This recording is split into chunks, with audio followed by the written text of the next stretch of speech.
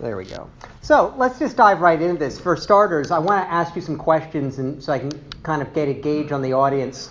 Raise your hand if you feel that you have a clear career path. All right. Totally not surprising. I give this talk all over the country, literally, I have. And sometimes there'll be 300, 400 people in the room. There's never more than one or two people that raise their hands. It's a problem, it really is. Who has a branding strategy? All right. Now that doesn't surprise me because if you don't have a clear career path, there's no way you're going to have a branding strategy because one thing precedes the other. And finally, this is the most important question. This is the $1 million question. This is why I'm here today. Who knows what they want to be when they grow up? That's a serious question, by the way. Okay, I got one hand. Okay, none of this surprises me. The good news is that you're all in good company because wherever I go, nobody raises their hands, ever. So this is sort of what I'm going to talk about today. We're going to explore these three questions, and you're going to see how, first of all, how they're all interconnected, and secondly, how they get at the root of what I call the modern branding problem. But you could really frame this problem in a lot of different ways. You could call it the modern workforce disengagement problem. You could call it the self-actualization problem. There's a lot of ways that you can frame it. And you'll see at the end of this talk that this is actually roads lead everywhere. This is tied to a lot of different things. But for today, we're going to call it the branding problem, and that's why this talk is called Know Thyself, Brand Thyself. I do want to tell you just a little bit for 2 minutes about myself, not because I'm a narcissist, but because it is relevant to today's message. I work for a IT services company. We're called Computer Aid. We're based in Pennsylvania, but we do a lot of business up in Albany, a lot of business with the state. And I have been there for over 20 years. So as you can imagine, I've worn a lot of hats, okay? And as you can imagine, I've struggled for 20 years with the subject of branding myself, having worn a lot of hats and career reinvention. And so it's something that I've had to struggle with, and I feel that I've learned something from it, and as a result, I have something to give back to the IT community, and that's partly why I'm here. But more importantly, I've been on the marketing side, new business development side of the business for about 7 or 8 years now, specifically in something that we call thought leadership branding. And what that really means, in effect, is that I focus almost all of my energy on education, mostly related to hard skills for IT professionals, although there's some soft skills that are mixed in with that. Now, this is not our core business. We're IT service provider, managed IT services, IT staff augmentation. The idea is we call it thought leadership branding because by generating tons of education, that's on-demand online education or perhaps conferences and seminars or breakfast events for people. It's a way for us to project leadership into the IT community. It establishes us as credible business partners. There's a lot of good things that come along with that. We are able to establish our bona fides as people who are knowledgeable about IT best practices, and all of this is important for growing our business and acquiring new clients. We don't really make money from it. We sell it sometimes, but most of the time we're giving it away for free. And in fact, you'll find that there's a catalog in your handouts. It's a little blue catalog called The Great IT Professional. That is a library that I've built up over the past 7 or 8 years. It has over 1,000 hours of lectures in it. I like to call it TED Talks for IT professionals. There's a price tag on it, $200 a year, but everybody who's here today will get it for free. All you have to do is send me an email. My card is in there, so if you simply send me an email and say, I was at the session in Albany, I'd like the free membership. We will send you a free 1-year membership, and that will be free, unlimited, online education. We're a approved education provider with the IIBA. So how many of you are CBAPs? Okay, great. Okay, so, or if you're aspiring CBAPs, there's a lot of business analyst education in there, project management education, a lot of soft skills, leadership. You'll find a lot that's of value, and it costs nothing. And we also have a mobile app which will allow you to access all these little lectures from your cell phone, so you could be driving into work and, listening and learning, being at the gym. Anyway, so that's free for everybody who's here today.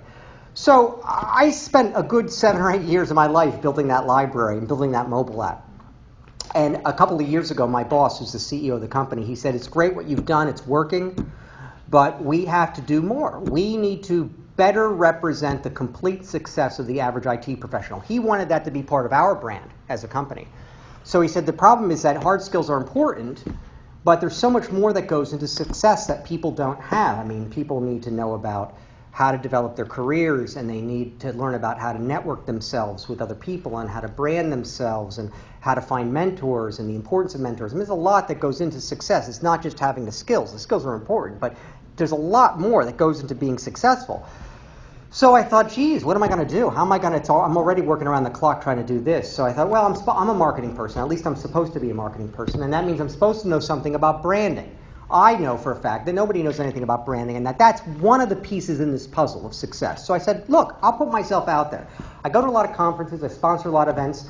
Let me offer free branding consulting to IT professionals that I meet. And that'll be something that we can give away in addition to all this education, and it contributes to our thought leadership branding. So I did this for about 18 months, and I must have cycled through literally hundreds of free consultations with people all over the country who were business analysts, they were project managers, I met them through the IABA, I met them through the PMI. And I thought as a side perk of this, I mean, besides the fact that my boss was asking me to do it, didn't have much of a choice, but I thought a benefit for me, what's in it for me, is that I'm going to get really smart about, branding. I'm a marketing professional, and I'm putting myself in a situation where I'm going to see hundreds of different case studies, and I'm going to have all these examples and anecdotes and tools to draw from in my bag of tricks. It's just going to make me a better professional. And what I learned, rather ironically and surprisingly, is that I didn't get an opportunity to look at hundreds of different case studies. I was looking at the same case study hundreds of different times. So, But I learned something else, and it was arguably more valuable, and it is the genesis of today's talk. I learned that everybody is struggling with the same problem. Everybody seems to have the same problems, and it's not what you think it is.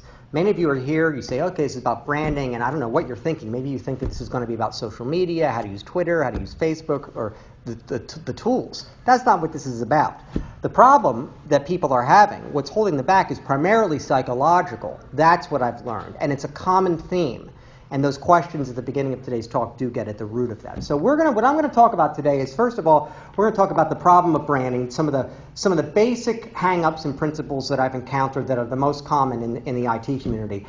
And then we'll talk about what I call the inner journey. And this is the sort of the thesis of the talk. This is my hypothesis that what's holding people back is primarily psychological in nature, and we'll talk about what that means and what the importance of self-knowledge is in your career development and in your branding strategy. And then if we have time, we'll bring it back to reality, and I'll talk a little bit about some tactics that you can immediately implement in your careers and in your lives. So the goal of my talk, first and foremost, I want to inspire you. I know this is the last talk of the day, so I really have to go out with a bang. I mean, this is the talk that you're going to remember the conference by. I do want to inspire you, but I also want to give you a framework within which you can look at your career for the next 2 or 3 years going forward. And in the end, no presentation would be complete without actually giving you hard takeaways that are actionable, that you can immediately implement in 15 minutes from walking out of here in your life and in your career. So that's the plan. We're going to try to stick to it. Looks like I've got 50 minutes. Okay, here we go. So the problem. So first and foremost, as you can imagine, I'm dealing with IT people. I'm not dealing with marketing people, and I was rather surprised. But most people that are in IT seem to have very negative connotations about the subject of branding or personal promotion or personal marketing. I'm not quite sure why this is. I think it might have something to do with either the advertising business or perhaps the online dating industry. And advertisers are famous for manufacturing needs that don't exist. And of course, in dating, everybody famously misrepresents themselves. So on one hand, people think of manipulation, and maybe on the other hand, they might think of misrepresentation. People also have these ideas. They think about companies and politicians that get into a lot of trouble. And there's a whole public relations industry that has come into being that has the task of creating or manufacturing narratives for the population that have the express purpose of concealing the truth. These PR people with their spin masters aren't there to help you understand what's really going on. They're there to conceal it and put a spin on things, and we all know this. There's an expression, perception is reality. And while we may all accept that this is the way the world is, most people tend to resist this in their personal lives. Most people are trying to live lives of integrity and wholeness, and when they think about their lives and their careers and branding, they say, well, wait a minute, I'm not a product, I'm not a commodity, I'm not Disney, I'm not Coca-Cola, I'm a human being. That's a very deep and complex thing, being a human being, and it's more than just your job. And so they say, I'm not going to do this to myself. That's the equivalent of like losing your soul or creating a false self or a narrative that doesn't really correspond to who you really are. These are serious problems. These are serious hang-ups.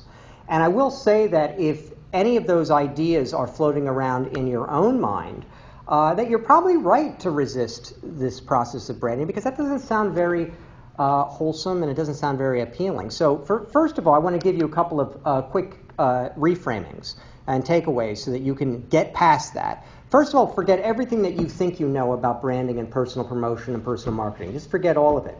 Branding is really simple. I'm going to give you a really simple formula. It's simply who knows you, and it's what they know about you. Now, the problem is this. If you say that you don't have a branding strategy, and I know that you don't because I asked the question. By the way, all those questions were trick questions, so they're all going to come back and haunt you, throughout the course of the session. If you say that you don't have a branding strategy, it's just not true, because whether you like it or not, your branding is going to happen with or without you, okay? Whether you're proactive about it or not, it's happening. That's the problem. We all know people. We work with people, customers, colleagues, employers, subordinates, employees, business partners, suppliers, whatever it may be, the people that we work with on a day-to-day basis in our lives and in our careers, and all of them, whether we like it or not, are developing ideas in their mind about who we are and what we do, what we're good at, maybe what we're not good at, maybe what we want out of life or what we want out of our careers. And very little of it is actually going to correspond to reality, to the reality of who you are and what you want. How could it? I mean, if you're not actually planting those seeds and taking some kind of proactive control over that, it's just garbage in, garbage out. People have their own reasons for developing these ideas. They have their own filters. They have their own biases. They have their own psychological needs. So I'm not going to talk about the laws of attraction, although I'm a big believer in that.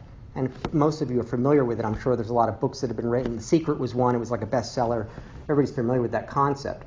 But another way of looking at this is that if you don't, you have to look at branding as a combination, first of all, of intentions plus goal setting plus a communication strategy. First of all, and you need to have very, very clear intentions about what it is that you want.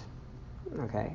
That is first and foremost. You must have very clear intentions. Most people don't know what they want. Okay? That's part of the reason why you don't have a clear career plan and why you can't have a branding strategy, because you don't know what you want. So you must start with those intentions about what you're trying to achieve and what you want to become in your career. That's actually 80% of it. Once you can get past that, then it's a question of translating that into some actionable goals that are realistic, say over a 2 or 3 year time span, and then developing a communication strategy so that you can find a way to get that message out into what I call the group mind, but which commonly is known as the marketplace. Okay, I look at it as the group mind, because I think about all those people that you're working with, that you're interacting with on a daily basis, who are developing all their own erroneous ideas about you, which as a result means that you're not able to tap into this great power. What I'm saying is that you need to plug into those people, into those minds, whether it's online or offline, and you need to communicate what it is that you want, what you're trying to achieve, in a way that will work. And we'll get to that at the end of this talk. When we get to tactics, I'll explain how you can take your intentions and your goals and you can translate them into a branding strategy. The branding strategy is essentially the communication strategy, but you can't really make progress with this unless you get clear about the intentions. The other thing, perhaps the biggest reframing, is I'd like you to forget about all this. If you're hung up about this idea of promotion, personal promotion being sleazy, and it's people who are marketing themselves are being dishonest, or they're creating a second self, or like these phony narratives about who they are, forget about all that. And I want you instead to look at this. I want to offer you a complete paradigm shift, and I want you to look at this as a journey of self-discovery. I want you to see branding as part of a process in your career that's actually going to help you become more true to yourself, to know yourself on a deeper level, and then to be more integrated as a human being with the work that you do and who you really are. That integration, we call it self-actualization. There's a lot of different terms for it, but that's at the core of this process. You want to be self-actualized. That means you want to be, who you are and what you do needs to be unified in some way. And that's also why we call this talk Know Thyself, Brand Thyself. There's another problem that I've encountered. I used to call this the elevator speech problem. I'm going to start calling it the office space problem, because it was so, everybody, who's seen this movie? Of course. I should just leave now, because this is my talk, basically. Just watch the movie and leave, Everything in my talk is in this movie, by the way. What would you say you do around here? It's a very funny question which nobody can seem to give a clear answer to, or nobody seems to know what anybody does. Basically, what I've encountered, and I think this is particularly a problem in IT, is that so many of us in IT have fallen into these careers, right, without having an original kind of plan to begin with. And IT's been great. It's always been good for me. I mean, it's always there's always been a lot of opportunity for people that are willing to learn and grow. Lots of technology growth, lots of technology changes. It's created a lot of jobs, a lot of income for people. But what happens is that because it's constantly changing and because it's so complex, and because we fall into these careers, we tend over time, whether it's 5 years or 10 years or 15 years, to get, as good employees, we tend to get pulled across so many different cross-functional areas, and we have to pick up so many different skills along the way. And that's important, because that's what we have to do to survive. Okay, we don't know where the ball's going. We have to go, we don't know, we have to go where we think the ball's going to be. And the industry is changing really quickly, and people expect us to be adaptable and to be good on our feet. But what happens is that over many years, when we develop all these pockets of expertise, it gets very difficult to answer a very simple question. What would you say you do? Okay? Now, I could probably go around and, most of you might have a stock phrase, you say you're business analysts, and so maybe that has sort of solved the problem. But I meet a lot of people in the course of my work that maybe they do a little business analysis, but maybe they also do a little bit of project management. Maybe they also do a little bit of, mobile development on the side. I mean, people get pulled, especially in smaller companies, they get pulled in a lot of different directions. I know in my case, I have a really hard time with this. I mean, what do I say in an elevator? If I've got 3 seconds to answer this question, what do I say? Am I in sales? Am I in marketing? Am I in education? Am I in mobile app development? Am I in career development? Am I in HR, human capital development? It's very challenging. There's no simple way to say it. And one of the cardinal rules about branding, or at least one of the cardinal rules about effective branding, is that less is more. So whether you're in the elevator and you got 3 seconds to answer the question, or you're at a cocktail party and maybe you have 20 seconds, or if it's the top of your business card and you only have 9 or 10 characters, or perhaps if it's on the top of LinkedIn and you only have a couple of words to use, you can't put your whole life story or give your whole life story or explain, well, it's a little bit complicated. It's more complicated than that. On the other hand, you don't want to sell yourself short, because you do a lot of things, and maybe saying business analyst doesn't quite cut it. Okay, maybe you're so much more than that, and so that's actually going to sell you short. People get hung up on this. This is very challenging. You have to sit down with people and help them understand what it is that they really are doing day to day and what they're good at. There's a corollary to this, which is that when people come into an organization, of course, they're often given a title, and it's very seductive because this first problem is so tricky and so complicated, and it requires us to look at our life honestly, it's very easy to just grab onto that title and to use that as the label, as the branding label. But here's the problem. Your title is not your brand. Don't make that mistake. That's a big mistake, okay? Your title is not your brand. For one thing, your brand belongs to you. Your career belongs to you. Okay, that's entirely your business. It has nothing to do with your employer. Secondly, when your title is given to you, it's given to you for reasons that have nothing to do with perhaps where you're going. Okay, it has to do with your your level of compensation, the internal hierarchy, who you report to, how you're positioned, how they want to position you relative to the market or relative to their customers or other people in the organization, and that's all important. I mean, you have to basically abide by this, but that is not that your career belongs to you, and you have to be able to separate these two things.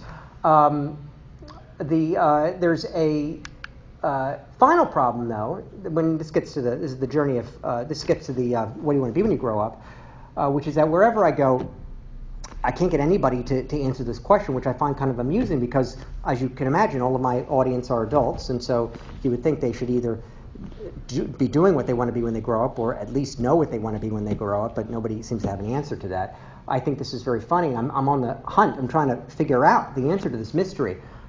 I'm only half joking, because I do sort of know what's going on, and it's called becoming an adult. But I'm going to get to that in a second. First, I want to explain to you why I have this slide up. So this is actually where I was this morning. This is a school in Allentown. So the company that I work for, we're a private company, so we get a lot of leeway with what we can do philanthropically. We actually built a private school in Allentown, which is free, completely free, for inner city kids, right, who meet the income requirements. It's not a charter school. It's totally funded by us. You may not know this, but Allentown has 37% of the kids that go into the public school system don't graduate. It's a terrible problem. I mean, it's like Detroit levels of problems. So this is long term. This is a disaster for our community. In Allentown, and also in inner cities across the country, those numbers are not uncommon in inner cities when it comes to public school education. So we are on this crusade to do something about it, and to start, we funded a school, and we staff it, and we run it like a school. It's a private school, but as I said, everybody gets to go for free, so these kids get to have the private school experience at no cost. That's me in the corner. I actually volunteer there. I teach chess and I teach music to these kids. We've been doing this for about 4 years. Eventually it's going to be K through 5, and then we're not quite sure what we're going to do. Right now it's K through 3. That was last year's graduating kindergarten class, and every year we have a graduation ceremony. Today we had one this morning. That's why I rushed up here. They put me at 3:30 at the 3:30 slot because I had to play piano for the graduation ceremony. And every year we have this beautiful ceremony, and we ask these kids, what do you want to be when they grow up? And they all, interestingly enough, they all have an answer, And we make them write it on a piece of paper, and they hold it up in front of them. We take a picture, and I guess presumably we'll be humiliating them with this, 25 years from now when they become business analysts and IT project managers, and they say they don't know what they want to be when they grow up. So something is happening between the time that we graduate from kindergarten and the time that we, end up as midlife business analysts or midlife IT professionals. And as I said, I'm trying to figure that out. But in all seriousness, getting back to being serious, it's called becoming an adult. And what becoming an adult means, among other things, is it means that we have to make compromises. It means that we have to adapt to an imperfect world. It means that we need to make do with inadequate resources. It means that we have to adapt to constantly changing market realities and world realities. It means that we have to be we have to take care of people other than ourselves, and we have to think about people other than ourselves. We can't put ourselves and our own fulfillment at the center of the universe in all of our decisions. That's not realistic. If you have families and other people that are dependent on you, and you're making hard decisions about money and stuff like that, sometimes you have to put that on the back burner. So that's all good. I'm not knocking that. That's important. Charles Darwin has that famous saying. He says, it's not the smartest or the strongest who survive, it's those who are the most able to change and to adapt. And the reason why you're all here today is because you're adaptable. It's because you're survivors, okay? You've been constantly learning and changing, and that's important. This talk doesn't work unless you're a survivor. It's a baseline. What happens with adults, I guess, and there's no easy way to say this, but a gap starts to open up in the course of this process, which is good and it's important. This becoming a survivor and adult. A gap starts to open up between who we really are and what we do. And some people, they don't really know who they are anymore, which is a different type of problem. And the reason why this is an issue for today's talk, and why it's become a problem in the work that I do, is that when I originally put myself out there, attempting to offer free branding help to IT professionals to complete the offerings that we had out there, I thought that it was going to be really easy. And I think a lot of the people that came to me also thought that it was going to be easy. They were looking at the top of that pyramid and think, how do I project myself into the community? How do I use Twitter? How do I use LinkedIn? How do I use Facebook? Which is sort of a technical thing. Now that's easy. I can do that in 5 minutes. We can learn how to do that in 5 minutes. But that wasn't the problem, because before we brand you, I've got to know what your goals and objectives are. I guarantee you, I could take anybody in this room based on your where you've been, your work experience, your work history, your basic skill sets, where you've been, all of that stuff, and I can brand you each in 50 different ways. Which one is right? I don't know. You tell me. You can't do branding in a vacuum, okay? It's got to be relative to where you want to go and what you're trying to achieve, okay? The branding at the top of that pyramid is like the tip of a heat-seeking missile. But the whole point about a heat-seeking missile is it knows where it's going, okay? Branding is a way of programming you to get to that point. Well, we can't brand you unless you have some idea about where you want to go. Branding is an aspirational process. It's a forward-looking process. It's not a backwards-looking process. It's not like writing a resume, Okay, it's about projecting a future state, or it's like more like a vision board than it is like a resume. So as you can imagine, based on the questions that I asked in the beginning of today's session, most people don't have clear goals or clear objectives or clear career plan. All right, so I got to go a little bit deeper. Okay, well, tell me a little bit about, tell me about why you do, and why you do what you do. And most people can't answer that. Why? Well, because most people fell into these jobs as part of a survival strategy. They were adapting to certain market realities. There was no why other than I've got to pay the mortgage. So then I go a little bit deeper. Okay, forget about IT, forget about your career as a business analyst, forget about everything that's happened to you in the real world. Tell me about who you really are. And most people I've gotten a little bit lost on that. This is the problem. People don't know who they are. As a result, they don't know why they do what they do. And then as a result of that, they can't get clear objectives for where they want to be in 2 to 3 years. Why? They don't even know why they're doing what they're doing in the present. You know, how they ended up where they ended up. How can they sort of, with passion, say this is where I want to be in 2 to 3 years? And so then they can't brand themselves. This is the problem. Okay, so I like to sort of say that branding is a sort of a holistic issue. And before we can get to the top of that heat-seeking missile, which is the fun part, that's where it gets to be, you know, both tactical and strategic. And that's where we can sort of really make things happen and leverage the power of the internet and leverage the power of LinkedIn and start mass marketing you and helping you to achieve everything that you want to achieve in life. We have to sort of do a little bit of work down here at the bottom of the pyramid. That's why this talk is called Know Thyself, Brand Thyself. And so that was the origin of it. So I don't want to leave you hanging with this utopian vision of how things are supposed to be. First of all, I just want to let you know you're all in good company. Okay, nobody has the answers to these questions, and it's not just in IT.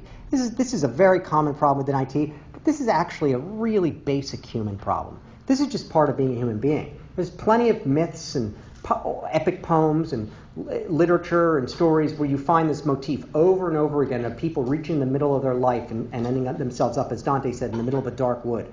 Okay, this is very common. Okay, because we have to survive. We spend the first half of our life in survival mode and adapting, and then we have to sort of stop and sort of reset if we really want to be effective with this, with our careers and our goals. So first of all, I want to give you some tools and techniques that you can utilize to help get clear on this. For starters, there's a French philosopher, Pascal, who famously said that all of the world's problems are related to man's inability to sit quietly alone in a room by himself. And I always like that. I laughed about that. I always think that's true. It's true. It's funny because it's true. And I do think that if you're simply willing to spend time alone with yourself, which really means that you're allowing your mind or your brain to disengage with the external world, the world that you've adapted to, so that these answers can sort of rise up from within. That's, I believe, the fast track to getting some insight on this. If for whatever reason, though, if that's not your thing, there are other more cognitive ways that you can approach this problem. And one of them, which is deceptively simple thought experiment, which also was, by the way, a big part of that movie Office Space, is, and by the way, I've never gotten, as simple as this question sounds, I've never gotten a compelling answer to it anywhere, no matter wherever I've gone, which is, if you had $1 million a year in income, tax-free for the rest of your life, guaranteed, what would you do? Does anybody have an answer? Come on, somebody, raise your hand. Yes, ma'am, in the back.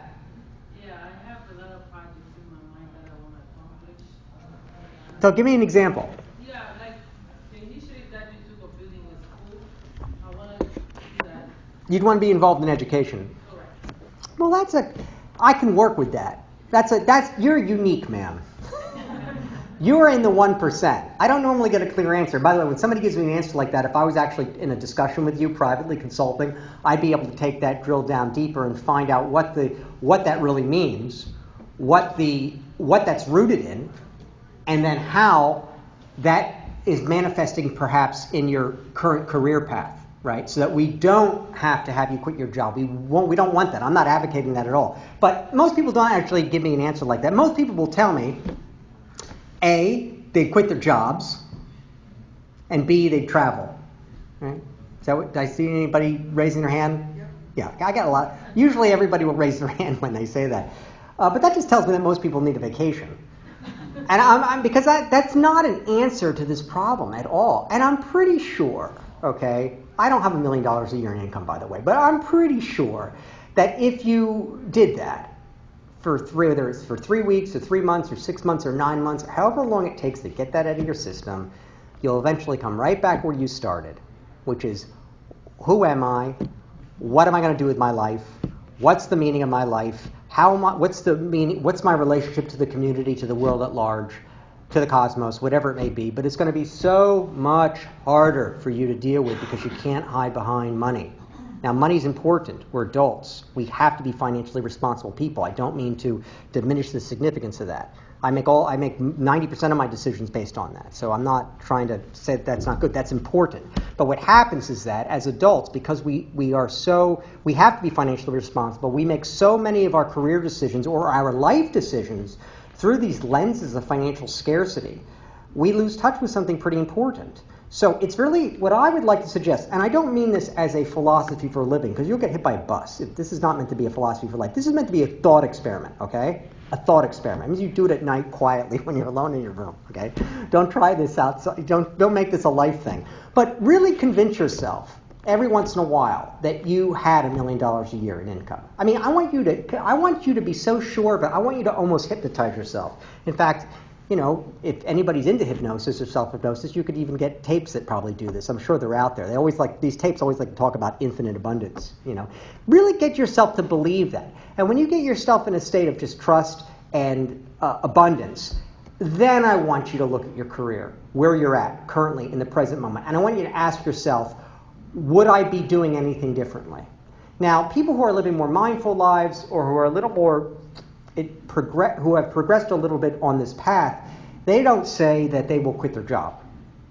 They say, oh no, that doesn't even make sense to them. I want to quit my job, but I would maybe do a little bit more of this and a little bit more of this, and I would do a little bit less of this, and I would tell my boss, you know what, don't ever give me that anymore, because I was never good at it, I never liked it, and I don't need this job.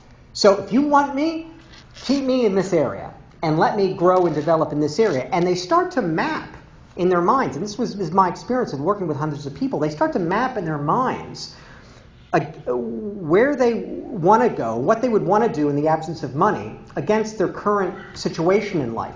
And that tells me a lot about these people. That tells me a lot about who they really are. Because if people are willing, even if it's part of a thought experiment, if they're willing to do something, work, a job, in the absence of financial remuneration, that tells me it's tied to who they really are. And we don't mean anything mystical by who you really are, okay? I just mean that, what I really mean is that, and I believe this pretty deeply, which is that all of us have certain archetypes that if we are operating in these areas, we all have a sweet spot. We all have natural gifts and natural strengths. And if we are operating in those areas, we are going to function on a highly productive level with a great deal of joy and satisfaction. We'll be better at it than other people, and we'll be able to do it effortlessly and with a kind of elegance. And that's where you want to be in your career. You want to be in that sweet spot. You don't want to be going against the grain. You want to be in an activity that is aligned with that part of yourself that is that good. And we all have something. We all have some set of activities, and we have to just find that. When you ask people to look at their life with $1 million a year and ask them what they would keep doing, what they wouldn't be doing, in a way they're kind of tuning into that. That's a very helpful experiment. I would encourage you all to try that. There's another one. Who knows what this is? Oh, wow. Usually everybody raises their hand. Yeah, Myers-Briggs. Usually everybody will raise their hand. This has become so institutionalized in corporate America because most of us have been asked to take this test either in college or when we first entered the workforce going into a corporate environment. This is one of these career Pathfinder psychology tests, but it's the mother of them all. This was based on the research of Carl Jung, who was the Swiss psychologist in the 20th century. And his theory was that there are basically 16 archetypes, human archetypes, psychological archetypes.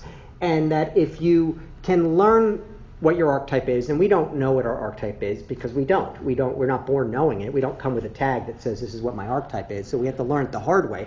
But if you can find out what your archetype is, then you're going to have a better chance at finding more fulfilling work in life or having a more fulfilling career because you can align your work path with your archetype. There are 16 of these. Now, the great thing about this is that you can take one of these archetypes and you can plug it into a search engine nowadays, and it will tell you, if you're an INFP, here are all the jobs and career paths that would be suitable for you, and here are all the jobs and career paths that would definitely not be suitable for you.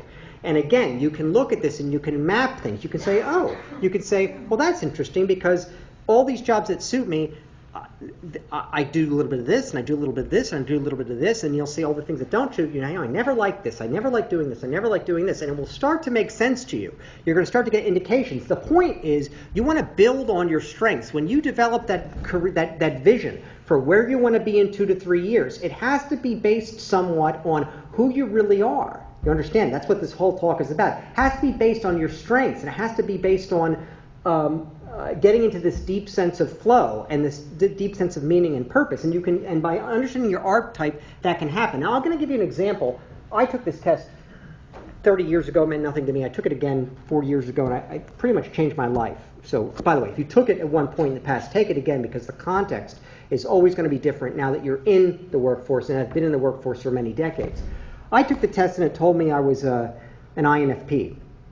And basically, that's like 2% of the population. And it tells you what the ideal career paths are, mine would be, teacher, guidance counselor, psychotherapist, shaman, witch doctor, rabbi, pastor. You get the idea. It's sort of you first of all, you're dealing with people, right?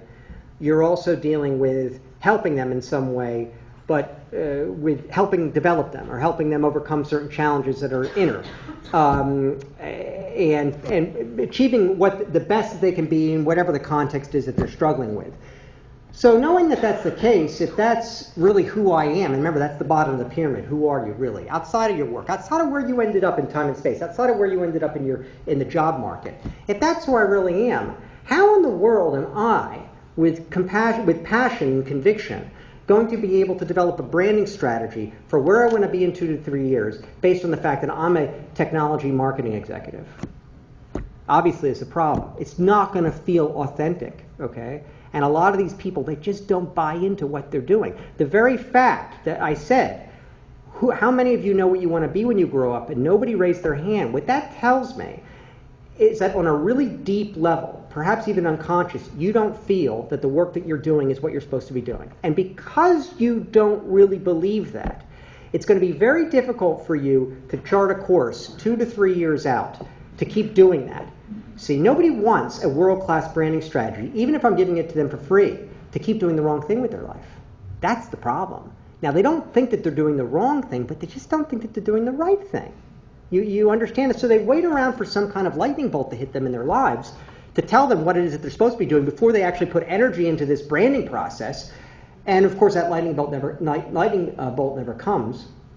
And so what happens is that people, they may be responsible adults, they may be wonderful employees, but they are always in reactive mode. They're never actually able to reach out and say, this is where I want to be in 2 to 3 years. Yes, this is why I'm doing what I'm doing, and I believe in it really deeply, and to brand and market themselves in that direction. So they wind up just kind of drifting around in reactive mode. They do what they're told. They're responsible adults. They're financially responsible. They learn what they need to in the office to go from day to day, but then they retire.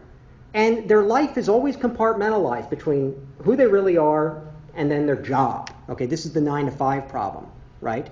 So that's something that we want to avoid, because as I said, as I'm working with people, I have to get them integrated. I have to get them to see how who they really are is actually there at play underneath the surface of their day-to-day job. So in my case, what could I suppose I could have quit my job and gone back to school and had a midlife crisis and said I'm going to become a psychotherapist or whatever, but that's not what I'm advocating, by the way. And please, don't think that that's my message, because it's not. There's a lot of people out there with that type of message, and I'm not one of them. I'm the other guy, okay?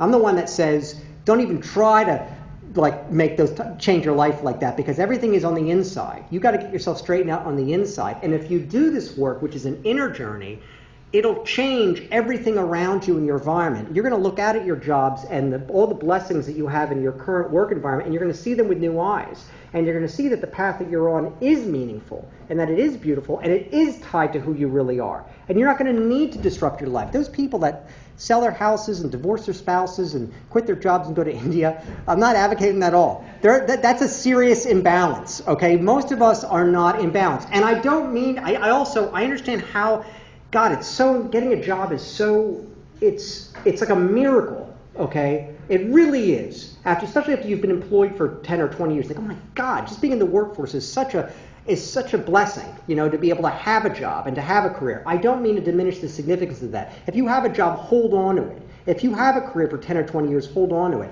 I mean, you've all got work histories and contacts and skills, and you're in the marketplace, and you've got incomes, and we don't want to throw that away. What we want to do is we want to fine-tune this on the inside, so you can sort of start to align who you really are with what you do and start to then make adjustments. It's not going to happen overnight, but if you make a 1% adjustment every day in the direction that you're going, it's like a 3,000% compounded adjustment over 12 months. So these are big changes over time, but I'm just trying to get you to fine-tune this. Now in my case, like I said, I didn't have to quit school, but I did have to think about my job, and I did have to think honestly about how I got to where I was and why I made the decisions I made and why I made the compromises I made. And then I also had to wonder, how was it that I didn't go completely stir crazy? There must have been something about my work that I liked. There must have been something that was aligned with who I really was. And the more I thought about it, the more I realized, because so much of my work from a marketing perspective and from a technology perspective was actually revolved around education. That's really what it was. I didn't give a damn about technology, and I'm not ashamed to admit that. I still don't, okay? I can barely use my computer, okay? Even though I'm producing all of this education about, business analysis and project management and software development best practices. I mean, I really couldn't care less about it. But what I do care about is helping other people. And I do care about helping people with their careers. What I did, and the reason why I loved it, was because I knew that it was helping people who had jobs keep their jobs. It was helping people who had jobs protect themselves from international competition. It was helping people who didn't have a proper education and who weren't working find an easy path into the workforce, okay? These were all things that I was really, really passionate about. The technology company that I work for, or the technology subject matter, that was just a vehicle for me to do this, right? Wow, this is a huge insight for me, okay, by the way. This was a massive, massive insight. This was the lightning bolt for me, okay, because I saw how who I really was actually at play in my career for all those years. So now, when we think about that pyramid, it's who you really are, why you do what you do, where you want to be in 2 to 3 years, and then how you're going to program that from a branding perspective. So if who I really am as an INFP and why I do what I do is that I'm helping people, well now, when I think about what I want to be doing in 2 to 3 years, I say, well, I want to keep helping people. I want to keep using my role in technology and marketing to develop other people. Now I can have a really clear career plan about where I want to be in 2 to 3 years without leaving my career, okay? And instead of using language around technology and marketing, which never really sounded very authentic, okay? If I'm not a technology person, do I really want to be branding myself as a technology executive? Well, no. It seems like a false narrative, frankly. And that's a problem that a lot of people have. They just don't quite feel that what their jobs are authentic. But they are. You just have to dig a little bit deeper. So this was an experience that I had. It was very rewarding. I would encourage you to try to take this test if you took it in the past. Take it again. See if it helps you. This is another way of looking at what we're talking about. This is a Japanese model. It's called Ikigai. And the whole point is that the goal of your career is that you want to be doing something that you love, that you're good at, that the world needs, that you can get paid enough to do. Now, of course, this doesn't really exist in the real world. I think maybe it exists in Tibet or some Shangri-La fantasy land. I mean, this is not, I don't know anybody who's in the center there. I mean, but that's okay, okay? This is not meant to be a reproach. I'm not trying to make you feel bad about yourselves if you're not in the center. Nobody's in the center. This is supposed to be a goal. This is your North Star. What happens is that too many of us come into after college, or after entering the workforce, we are solely focused on that which the world needs and that which we can get paid for.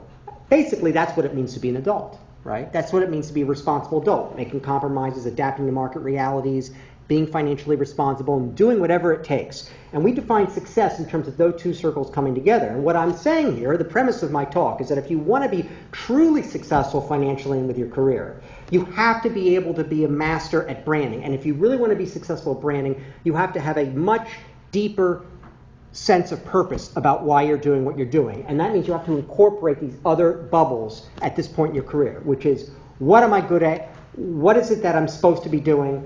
What is it which I love doing? And you've got to start bringing those things together. I met a guy at a conference in Chicago, and he, at the end of my talk, he raised his hand. He said, "I'm 52 years old, and I love your talk, but I feel that my life and my career have passed me by." I said, "Based on your talk, I feel like I'm just lost in the woods. I haven't lived my life this way." I said, "What are you talking about?" I said, "You can't start this process until you're in your 40s or early 50s. This is a midlife process. There's no way that you can accept this challenge when you're first entering the workforce, because you're still trying to figure out what the market is. You're still trying to find a place in the world. You're still trying to get the skills to get a job and to sort of prove yourself. You don't have the luxury of that."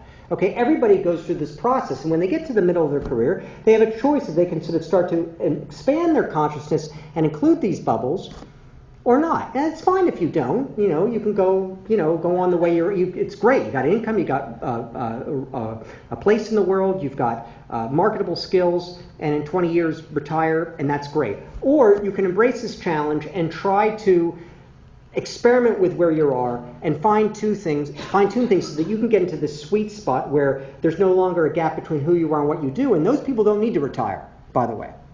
Those people don't need to retire. They can keep doing what they're doing. That is the retirement. Doing what they love is better than any kind of financial security that you could ever hope for.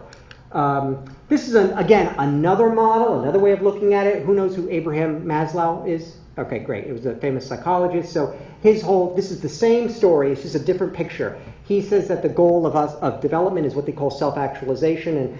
And in a self-actualized state, again, there's no more gap between who we really are and what we do. So that doesn't compute. It's meaningless. Okay, this idea of what you want to be when you grow up, the question doesn't compute because you are so integrated and so at one with your role in the world, and it's so completely aligned with who you really are that there's no separation between those two things anymore. So when you get into a self-actualized state, that's where you start to sort of encounter these things like meaningfulness and purpose. When people talk about meaning in their careers and purpose at their jobs, that's when you see terms like authenticity or work as play, where the idea is that you get into these states of a complete immersion that are very similar to what children experience at play. There's another term for this they call flow. Who's heard of these flow states? Yeah. So they're doing a lot of research on this now. So when you're in a flow state, that's where you become so immersed that you lose track of time. It's as if some higher force kind of takes over. Basically what it means is that you're not getting in your own way. You're so aligned and at peace with the activity that you're doing that a different part of your brain just kind of opens up and you tap into almost like a higher power. So surfers experience this, jazz musicians experience this, artists experience this, programmers experience this. A lot of people that can get into these states. And people are studying these because it's a productivity issue. We want to better understand this so that we can make sure that the people on our teams are having a chance of getting into these flow states. And teams can get into flow states just like individuals can. Got it. So again, lots of different ways to look at this, whether it's self-actualization or ikigai. Any idea why I added this slide? Anybody want to take a stab at this? All right, so these are all examples of people who are self-actualized. So just to put a face on it, okay? So let's just start with, say, Mother Teresa. I mean, do you really think that Mother Teresa had to worry about her work-life balance problem? No, I don't think so. Do you think that she was worried about her retirement fund or her 401k? No, I don't think so. Do you think she was worried about where she was going to go for her 2 weeks vacation? No, I don't think so. Okay, that's what it means to be self-actualized. Was she working? Absolutely. Every day, right? She was so totally aligned with her work. That's what we want to be. That's what it means to be self-actualized. I tell you this, anybody who comes to me who's even close to being self-actualized, branding is not a problem. Okay, do you really think Mother Teresa would have a problem with branding? No way. She wants to get up on the mountaintop and tell her story because she's so deeply convinced that what she's doing is who she is and is tied to something that is bigger than her. Now, you don't have to be a saint to be self-actualized. I know a little bit about Steve Jobs. I don't think he was a very nice person from what I know, but I don't think anybody would doubt that this was a self-actualized man. Okay, I don't think he was doing it for the money. That's for sure.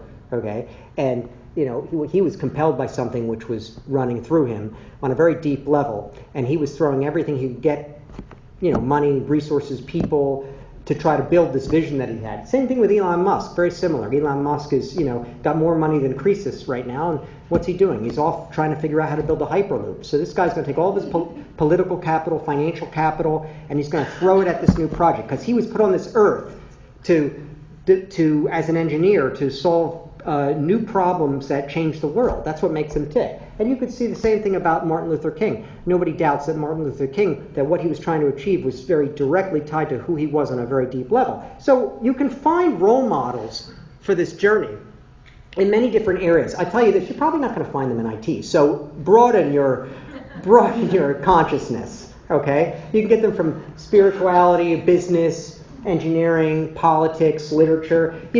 I get a lot of role models from movies. And one of my favorite movies is The Matrix. And one of the great things about Neo is Neo actually is an IT professional. If you remember the movie, and if all you also remember about Neo is that his whole mission in this movie, for the first half of the movie, was to figure out who he really was. That's the bottom of the pyramid, okay? But once he figured out who he really was, it wasn't enough for him just to be conscious of that.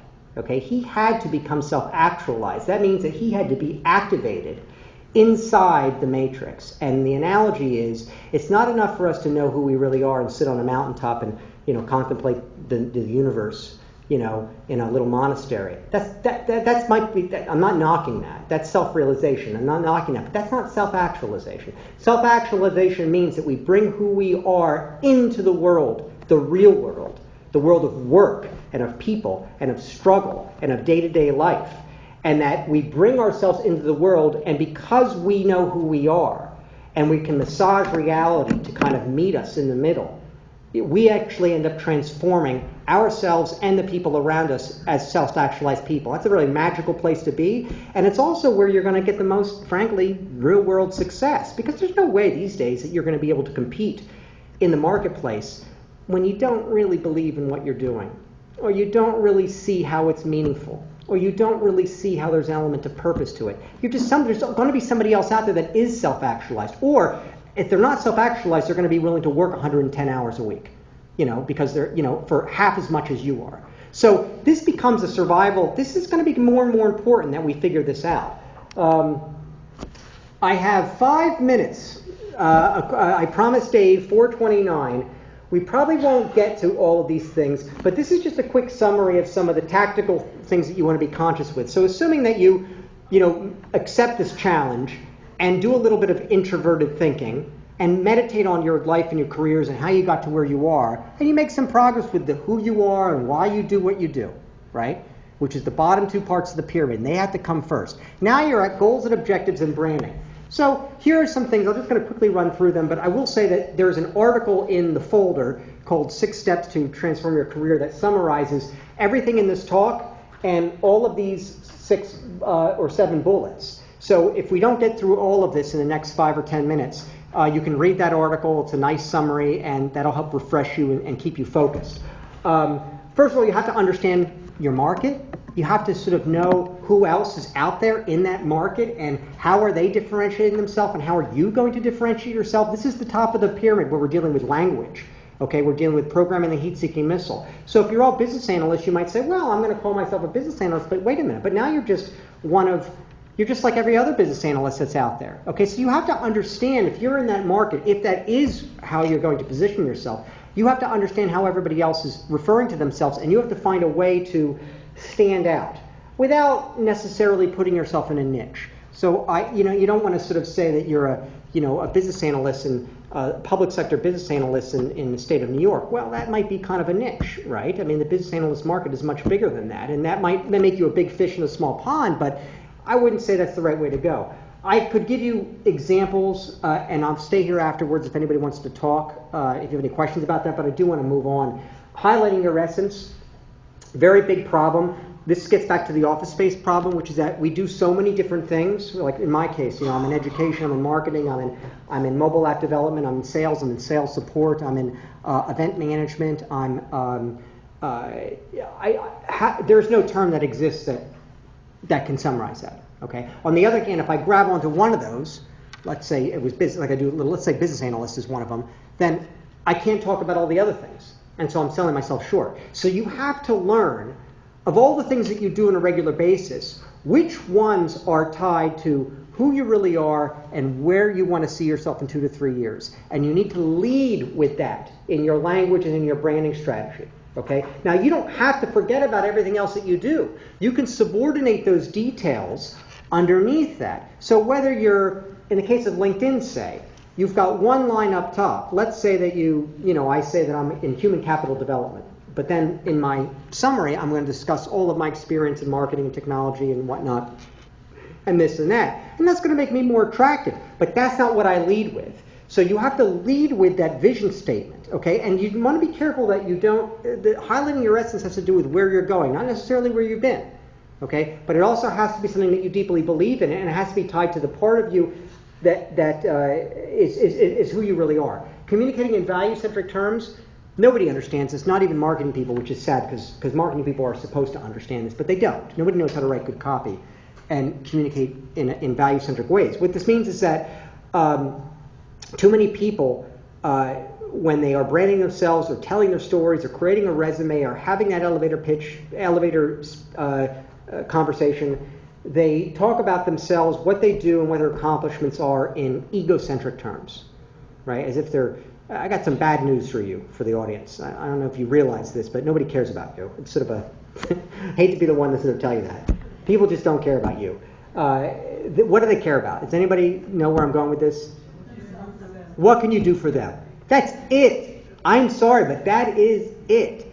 So you need to learn when you talk about yourself and your brand and you build your brand and you create your narratives in whatever it is, you have to learn how to translate this into a value-centric brand and a value-centric narrative relative to your target market.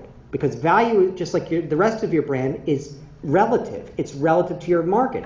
What might be the value-centric message to one constituency is not going to be the value-centric message to another constituency. So you have to sort of understand that. And you have to be able to do that, to translate that. It doesn't come naturally to a lot of IPT people because it's actually very hard. This is the difference between good writing and good copy. Okay, it's very hard to write good copy because it gets at the mind of the reader. When you're writing good marketing copy or you're creating a good value-centric story about yourself, you're getting inside the mind of your target market and you're telling them what they need to hear and what represents value for them. And that's going to open doors for you. Okay, nobody cares about you, your accomplishments, how much money you got paid, what your title is. They don't care about that. It's all about helping them. Intentionally networking. So assuming that you're actually able to make some progress with this, then you have to sort of ask yourself the question, well, how do I mass market my brand, right? I mean, Michael talked about the fact that I could leverage the mass market. I could use the internet to sort of get the story out. Well, for starters, the biggest problem that people have is that when they have all this technology, is that they say they don't know who they're supposed to be connecting with, right? They've got all these invitations coming from all these different people, and they don't know why or what, and they get very confused. So there's two different approaches to this. There is something that they call open networking and something that they call power networking. Open networking is where you just connect with anybody, right? Anybody. You just and it's a numbers game. You just build your network based on numbers game and something will shake out of it. Well, I'll say this. If you're selling cars in Albany, if you're a car dealer, that might make sense because, I would say, yeah, accept an invite from anybody within a 50-mile radius of your car dealership because everybody drives a car and everybody is a potential customer. And that's building up a quality network. But in our field, no, it doesn't work that way, okay? That doesn't make any sense. So you want to build a quality network, a power network, but that doesn't mean that you need to know people, that you need to have a previous working relationship with them. What it means is that you have to have a reason for connecting to them, and that reason has to go back to what are you trying to achieve, who are you trying to become, and what are the people, resources, and the people and the resources that you need in your life to help bridge that gap to get to the future state. If you know where you're going, then you're going to see how people can perform a certain strategic purpose in your life, right? There's an example I like to give because it's easy. Everybody understands it, which is that life is rarely this simple. But if you unfortunately were to lose your job and be in between jobs, you would have one goal: get another job. Okay, most of us don't have goals that are that simple. Okay, it's not usually that clear. But if you had a goal, which is to get another job, okay, and then you were building up a power network, very simple problem. You can all understand this. First thing you do, you'd say, I want to get a job. What do you want? You got to get clear on your intentions. I want to have a job for a Fortune 1000 company no further than 60 miles from my home. Okay, great. You make a list of all those companies. You can find them. Then what do? You say, make a list of all the different titles of people that might be helpful for you on your journey. Could be a recruiter, could be an HR director, could be an IT director, could be director of business analysis, could be somebody who's a PMO director, whatever, director of software development. And you make a list of all these titles. And then you literally would start using the internet to find people that fit these criteria, and then you would send an invite. And I guarantee you this, that's a strategy. You don't have to know these people. Now, life is not normally that simple, okay? But you get the idea. You have a plan and you have a strategy. Most people, if your brand is well defined and communicates value the way I've told you to structure it, people who don't know you will be more likely to accept those invites because they're going to see the value for them. They're playing the same game. Consider this, the only reason why you found them was because their profiles met your criteria, because they were well defined. There might be a lot of people out there that would be useful for you, but they're not well defined and they're not going to show up in your searches. So this is a two-way street.